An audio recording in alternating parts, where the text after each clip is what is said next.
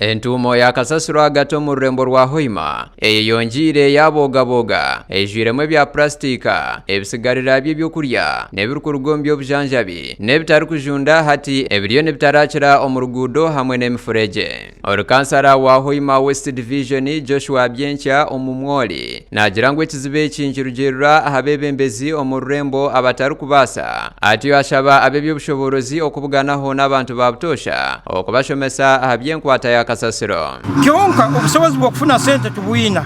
Tuyina sources nyingi za local revenue, obutale, hotel taxi, abantu bakusasula sente.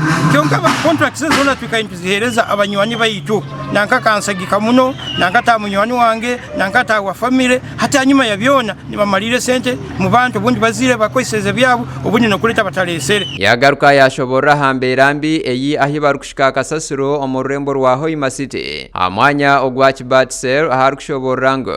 Nehehi mnonga nahi abantu barukutura. Ekirukuteka amagara gabo ahakangaratete ahabwenshonga z'amagara. Kitugahiro priority.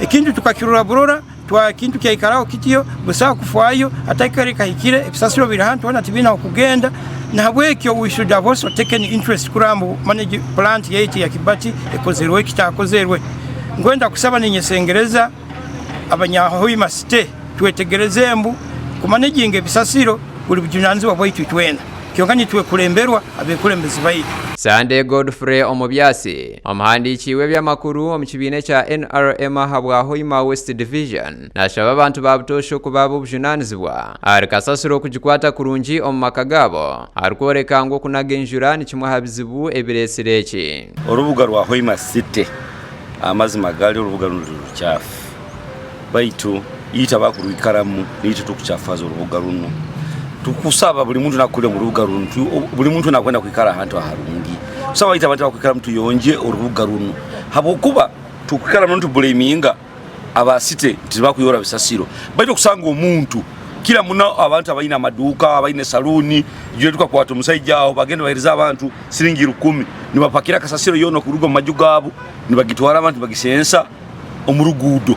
Hoima City tekyali yogama tingu tolajja kibugo onyumirwe hati bwokubagamba ebintu kabini mubiyo mukibuga oba tuhindula abebembezi abantu babunyoro tuhindula abebembezi tutagaruka kukoma abojo bano tubagezeseize tubarozere omuntu alemerwe kuyora Kasasiro local government ekwahire role ibiri za Kasasiro empya katukutukutuku abayire role nkuru nazo zikulemere kozesa omuntu nakena njegala gambira kitwina mafuta ge motoka ezikuyora Kasasiro nugamuntu bakamuroga. Enkwata y'ebya Kasasiro omurisito mu kitwire kibaberiro burite abwebura lya sente nicho enyimaho barabizeho eiteka eryebya Kasasiro ahibaterireho obushero obwokushororeza mu Kasasiro obwabaturage beinezi barukuhayo abyokushoroza Kasasireji okurugerwa buri omwe eyayine. Meya w'Orurembo rwa Hoima City Brian Kaboyo nashobora ngo emotoka ezibabere beine ezokushoroza Kasasiro enyingi zikafa hasigaraho yonkanya mnejere etaru Kumara Orurembo rwona.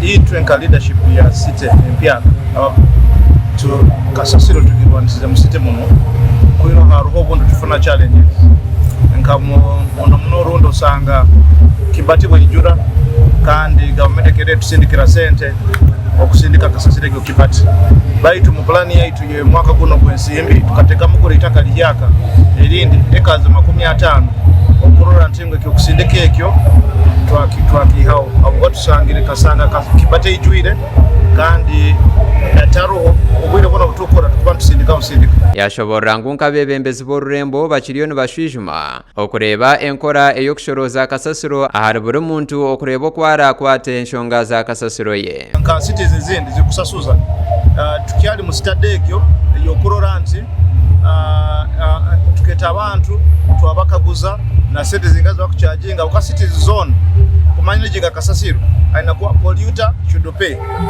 akuleta generating Kasasiro aina kugisasulira gitwa citizen zindi zone Fort Poto Mbarara Gulu Lira Kasese hona bakusasuza abantu kutabara Kasasiro ateke kujja kwanguya gasha kwa gad asaba omuruhoima.